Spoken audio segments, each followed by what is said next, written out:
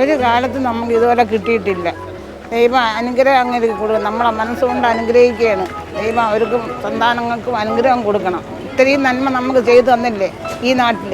കോവളം സെൻ്ററിൽ ഇത്രയും നമുക്ക് നന്മ ചെയ്തു തന്നത് പോരെ.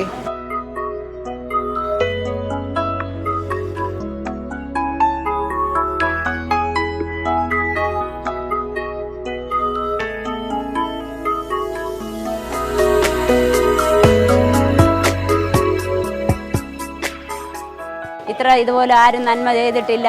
ഈ വന്ന ജനങ്ങളെ നമുക്ക് എണ്ണാൻ പോലും പറ്റിയിട്ടില്ല.